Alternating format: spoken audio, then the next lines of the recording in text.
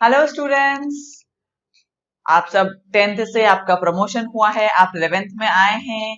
तो आपके लिए न्यू न्यू सब्जेक्ट्स आ गए हैं, जैसे कि फिजिक्स है, केमिस्ट्री है, मैथमेटिक्स। तो मैथमेटिक्स ही है, लेकिन 10th का कुछ लेवल अलग था और 11th 12th का लेवल अलग है। और एक बहुत ही इंटरेस्टिंग सब्जेक्ट बायोलॉजी भी इंट्रोड्यूस हुआ है। तो हम चैप्टर पे जाने से पहले हम थोड़ा सा बायोलॉजी के बारे में डिस्कस करेंगे कि क्या है बायोलॉजी। और एक एडिशनल नॉलेज के बहुत सारे टर्म्स आपको बहुत अजीब से लगेंगे, थोड़ा बोलने में डिफिकल्टी होंगी, क्योंकि बहुत सारे वर्ड्स वो इंग्लिश भी नहीं होकर वो ग्रीक लैटिन लैंग्वेज होते हैं, तो जिसके लिए वो बहुत एकदम अजीब से लगते हैं। ठीक है, तो बायोलॉजी, बायो का मतलब है लाइफ और लॉजी का मतलब है study. so that basically means biology is nothing but the study of life. Biology में ऐसे तो बहुत सारे वाइड फील्ड है, लेकिन अगर हम इसके सिर्फ मेन ब्रांचेस पे देखें, so biology is divided into 3 main branch, that is botany, zoology and microbiology. Okay, so in biology we try to understand about the different forms of life, their body structure, their feeding habits, their diseases, all right, their reproduction, different, it means everything which happens or which the living beings go through is been discussed and studied in biology. Okay, when we talk about a botany is specifically the study of plants. Botany is the basically study of plants. Botany is also known as a phytology, because the phyto means plants and logy is again what? Study. So phytology means the study of plants. Then zoology, zoo से आप समझ सकते हो कि हम zoo जाते हैं घूमने, तो वहाँ पे क्या होते हैं? एनिमल्स होते हैं. So zoology is what? Study of animals. And a microbiology, a micro means minute, छोटे छोटे, बहुत ही टाइनी ऑर्गेनिजम्स, इतने टाइनी के we are not even able to see it with our naked eyes, hence we have to use what? Microscope. Alright, so micro again, bio is what? Life and logy is what? Study. So microbiology is the study, is the field which deals with the minute organism. Their study and their detailed knowledge we get by studying what? Microbiology. Okay, and the one who does it is known as what? Microbiologist. All right, is this very much clear? Okay, your first chapter of your syllabus is designed to give you a detailed knowledge about what is life and how do we have different things to understand them, different forms of life. All right. So, in our lower standards also, we have been classifying living and non-living. दोनों में बिल्कुल कुछ नहीं, मतलब कुछ तो difference नहीं, बहुत ज्यादा डिफरेंस है. किसमें? लिविंग में और नॉन लिविंग में. तो there are some characteristics which distinguishes living being from the non-living things, right? So these are some things, or you can say the basic principles of life, which is followed by or which is seen in or which is the characteristic of the living being and not the non-living. Alright, so the very first thing is what? A protoplasm. In your lower standards, you all have studied about the cell. This is, if this is a cell, this is nucleus, this is what? This border is what? Cell membrane. So इस cell membrane के अंदर this is cytoplasm, this is nucleus, this everything is what? Protoplasm. This everything is what? Protoplasm, where several reactions are carried out.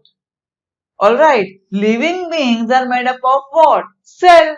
Cell is the building block of life. So inside this cell membrane is what? Full protoplasm, in which the different activities or reactions is being carried out, which is again not seen in a non-living. ठीक है, अगर इसमें reactions ना हो तो हमारा energy produce ना हो, एंजाइम्स ना बने, बहुत सारी एक्टिविटीज जो है वो नहीं हो पाएगी, right? Then the other thing is what? Cell structure. Cell structure, just now I said that the living beings are made up of what? Cell. So it ranges from one cell to, that means it ranges from, living beings ranges from unicellular to multicellular. Means on this earth the life exists in one cell. One cell का एक organism है और trillions of cell का एक organism है. मतलब इतना ज्यादा डाइवर्सिटी है, इतना ज्यादा what you can say is the variety और the changes in animals existing on this planet, right? So cell is what? The cell structure or the cell is what? Again the building block of life, and all the living organism is made up of cell. We cannot imagine a life without cell, because cell is the very first step, or you can say very first building block of life, right? The third is what? Nutrition. Nutrition is gained by nutrients. Again, we need to eat, we need to provide proper nutrients inside our body, like carbohydrates, proteins, fats, minerals, vitamins, water. These are what?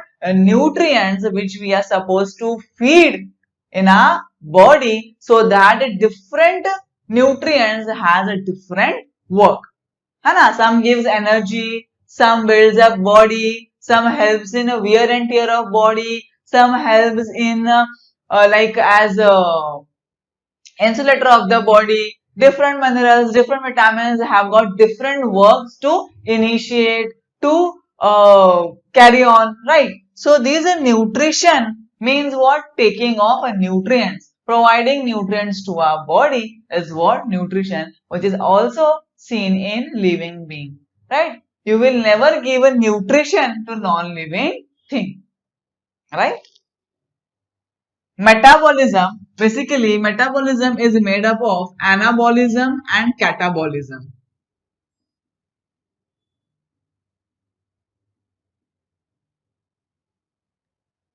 See,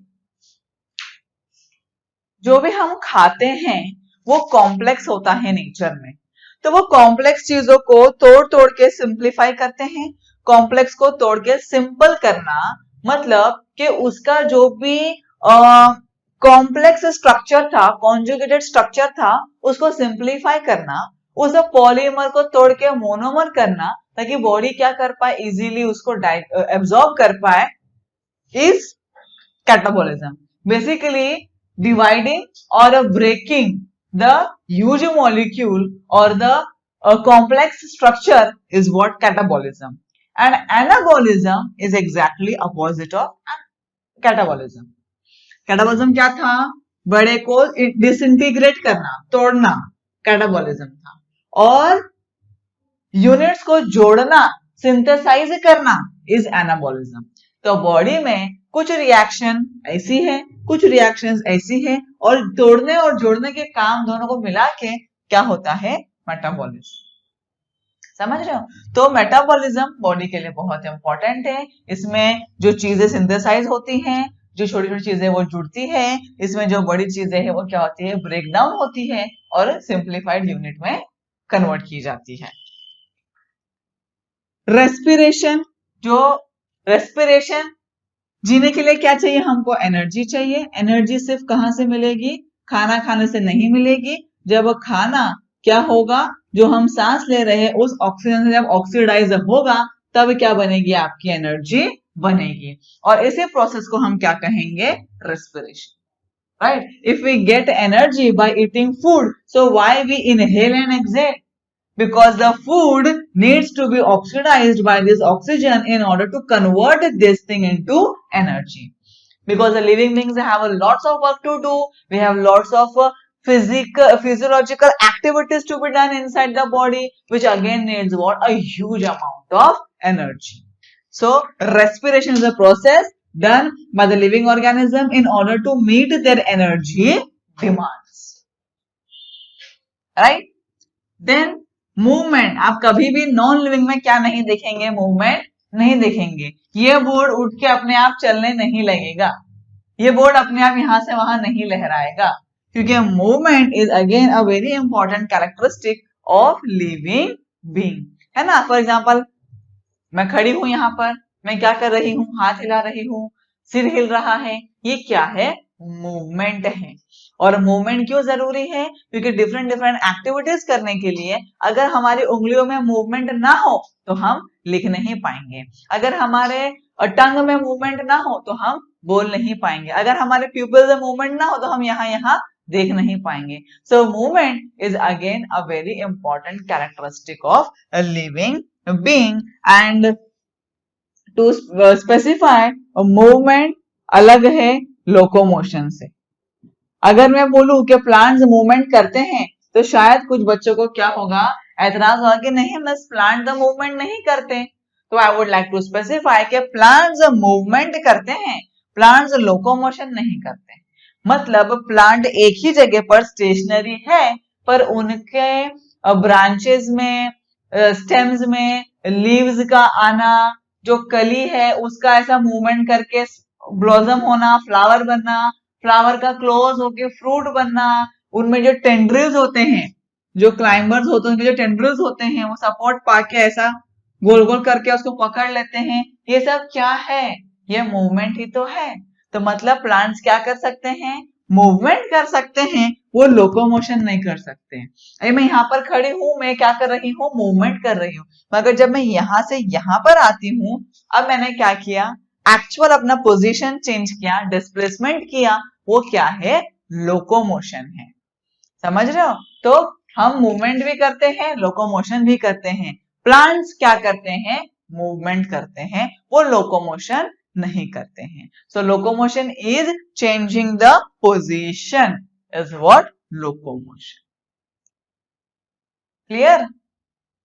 then growth.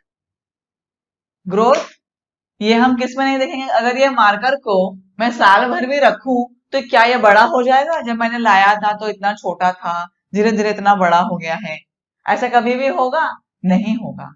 लेकिन when we were born we were very small in size, but as the days passes, years passes, we are growing, the shape and size of our body is growing, is developing in a different manner, right? So that is what a growth seen in the body, which is not seen in the non-living organism. Plant भी हम लगाते हैं, छोटा होता है, फिर वो बढ़ते बढ़ते सालों में क्या हो जाता है, बड़ा ट्री बन जाता है। So again growth is seen in plants, right? Reproduction है तो लाइफ कंटिन्यू हो रहा है, स्पीशीज की कंटिन्यूटी मेंटेन हो रही है। अगर मैं ऐसे दो मार्कर को साथ में रख दूं तो क्या मुझे थर्ड छोटा सा मार्कर मिलेगा, क्या नहीं मिलेगा, क्योंकि this non living things can not reproduce. But reproduction is again one of the very important characteristic of a living being in order to maintain the continuity of its own species. अगर animals या plants, humans क्या नहीं करते, reproduce नहीं करते, तो इतने millions of years जो दुनिया चली आ रही है वो आज तक एग्जिस्ट नहीं करती, आगे नहीं बढ़ती। ठीक है, जैसे कि फॉर एग्जाम्पल डायनासोर क्या नहीं कर पाए, रिप्रोड्यूस नहीं कर पाए, तो क्या आज उनकी स्पीशीज एग्जिस्ट करती है, वो क्या हो गई, यहां से एकदम समाप्त हो गए। तो स्पीशीज और लाइफ के कंटिन्यूएशन के लिए क्या जरूरी है, रिप्रोडक्शन जरूरी है। Alright, sensitivity and adaptability. Sensitivity and adaptability ये आप कभी भी नॉन लिविंग में नहीं देख पाएंगे। इसका मतलब है कि आप अपने आजू बाजू की चीजों को सेंस कर पा रहे हैं, फील कर पा रहे हैं, और उसके अकॉर्डिंगली आप एक्ट भी कर रहे हैं। फॉर एग्जाम्पल हमारे पास अब 5 सेंस ऑर्गन्स हैं जो डिफरेंट टाइप के, जिसमें रिसेप्टर्स हैं। फॉर एग्जाम्पल हमारे आईज में फोटो रिसेप्टर्स हैं जो क्या करते हैं, लाइट को सेंस करते हैं, ठीक है, और इसलिए हम क्या कर पाते हैं, चीजों को देख पाते हैं।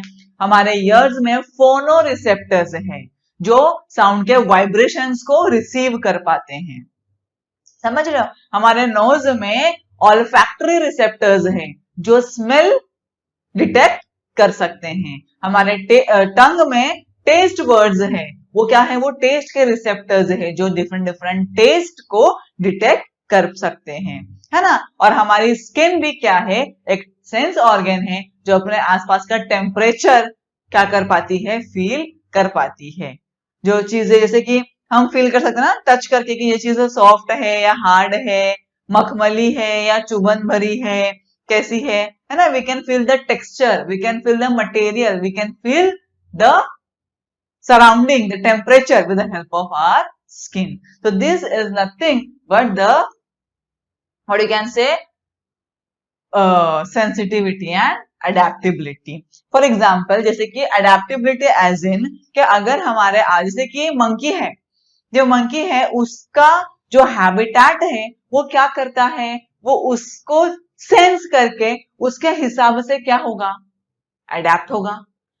कोई भी एनिमल, चाहे हम हो या कोई भी एनिमल हो, उसको जहां पर सरवाइव करना है वो वहां पर सरवाइव करने के लिए क्या करेगा, उसको उसके हिसाब से अपने आप को ढालना पड़ेगा।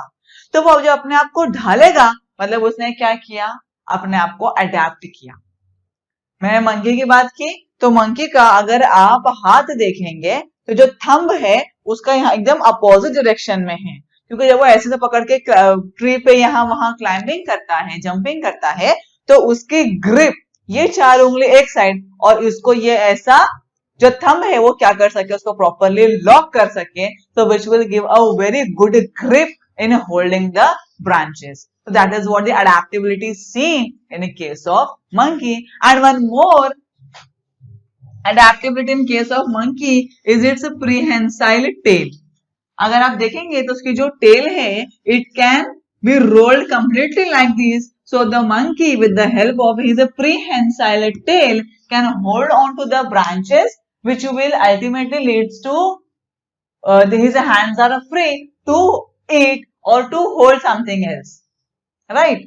So this is what the adaptability again seen in living organism. Then excretion. Whatever we put inside our body is not going to be utilized completely. Okay, this is the law of nature. You have to release some or the other thing as the waste. You have to give back to the environment. That is what excretion. Removal of a waste in order to get rid of toxic materials is nothing but the excretion.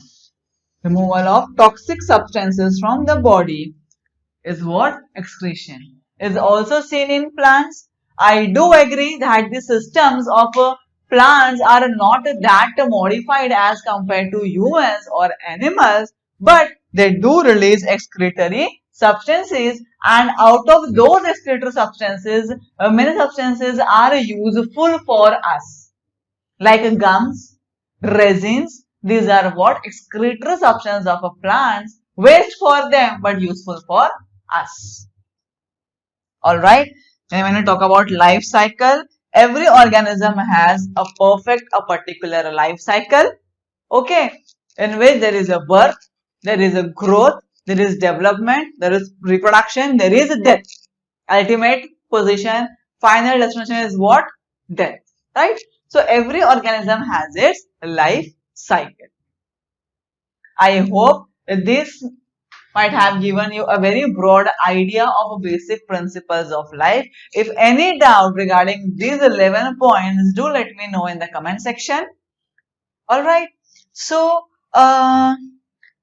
see, in order to understand the diversity of life, जैसे हमने discuss किया कि बहुत ज्यादा variations हैं, बहुत सारे different type के एनिमल्स हैं, मिलियंस ऑफ स्पीशीज एग्जिस्ट करती हैं अर्थ पे, हमें इतनी पता है, और कितनी सारी स्पीशीज ऐसी जो हमको पता नहीं है। तो उनकी डिटेल स्टडी करने के लिए, उनके बारे में और जानने के लिए, विच इज ऑफ लाइक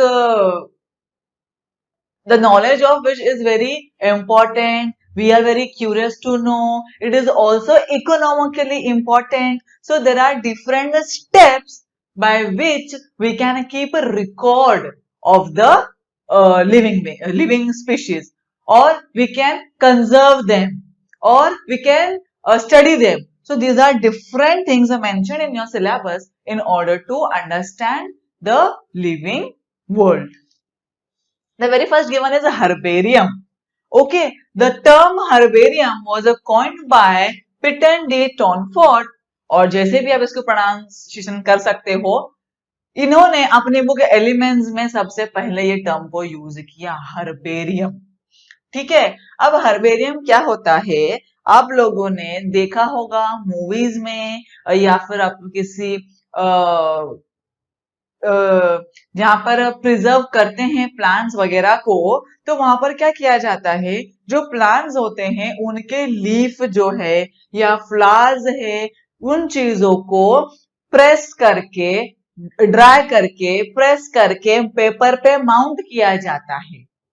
ठीक है, तो जैसे कि जर्नल्स होती है उसमें उनको माउंट किया जाता है और उसके नीचे एक डिस्क्रिप्टिव नोट होता है जो उस प्लांट के बारे में हमको क्या देता है, जानकारी, कि ये प्लांट लोकली कहाँ पाया जाता है, इसका साइंटिफिक नेम क्या है, इसके मेडिसिनल प्रॉपर्टीज क्या है, राइट। तो वो चीजें क्या होती है, जैसे कि हम पूरी दुनिया के हर प्लांट से घूम घूम के या हर प्लांट से हम एनकाउंटर कर रहे थे, जरूरी नहीं है। तो ये हर्बेरियम में ये कोशिश की जाती है कि जितनी ज्यादा हम वहां पर क्या रख सके, जैसे लाइब्रेरी कैसे होती है, वहां पर बहुत सारी बुक्स अवेलेबल होती है, हमको बहुत सारे दूसरे फील्ड्स के नॉलेज हम ले सकते हैं, वैसे हर्बेरियम में क्या होता है, बहुत सारे प्लांट्स को प्रिजर्व किया जाता है, क्या करने के लिए, फर्दर जनरेशन, फ्यूचर जनरेशन के अंडरस्टैंडिंग के लिए। ओके, और ये जो आर्ट है जो मैंने बताया, ड्राइंग, प्रेसिंग, माउंटिंग वाला, that art was initiated by Luca Ghini. A person known with the name Lusa Guinea initiated the art of this, what I said, drying, pressing, mounting. ठीक है, तो मतलब कि अगर एक भी हमने कर दिया तो वो कितने सालों साल तक चलता है, कितने लोगों को नॉलेज देता है, कितनी अवेयरनेस बढ़ाता है। और कई बार तो हर्बेरियम से हमको उन प्लांट्स की जानकारी मिलती है जो एंडेंजर्ड हो रहे हैं या जो एक्सटिंक्ट हो चुके हैं, क्योंकि वो जब एग्जिस्ट करते थे तब वो प्रिजर्व किए गए थे, है ना। तो ये बहुत बड़ी बात है। Then there are botanical gardens. Botanical gardens बहुत बड़े बड़े गार्डन्स होते हैं जहां पर डिफरेंट वैरायटीज के ऑल ऑफ द वर्ल्ड से प्लांट्स लाकर वहां पर क्या किए गए हैं, प्लांट किए गए हैं, ताकि क्या मिल सके, वहां से और भी लोगों को अवेयरनेस और नॉलेज मिल सके।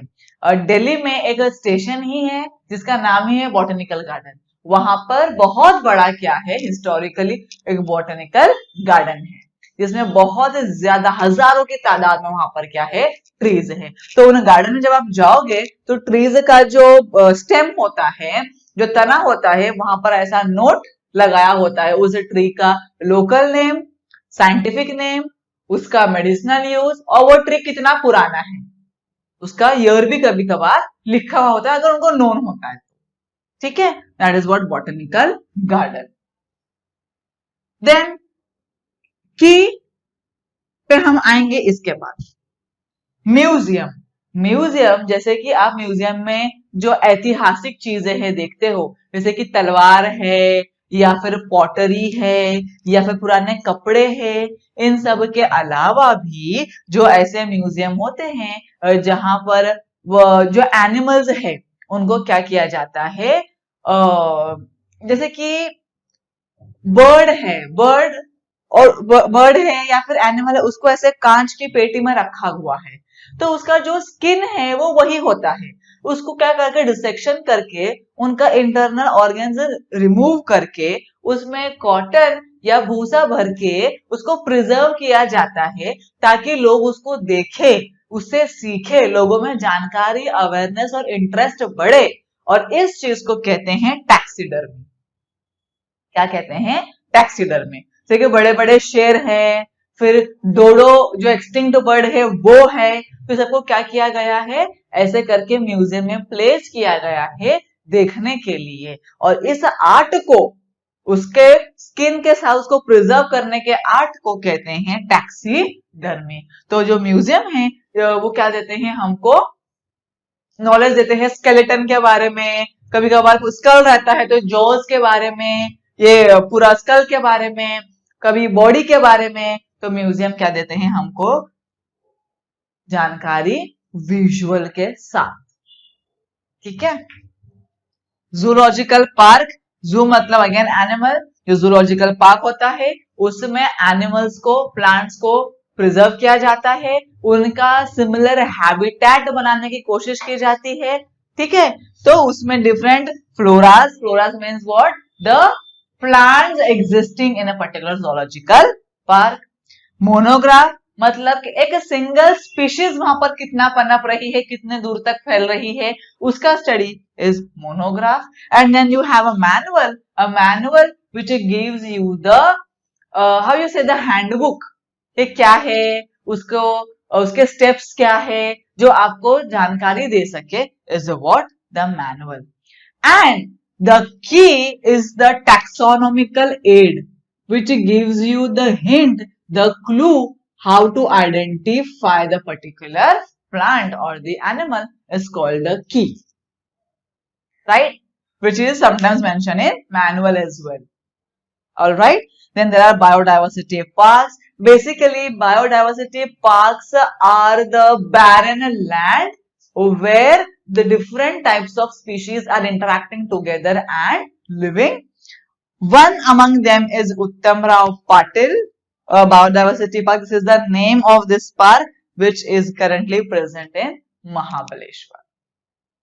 All right. So this was the detailed explanation about your first chapter, Living World. I hope you all understand this chapter, and if there is any doubt, I am here to help you.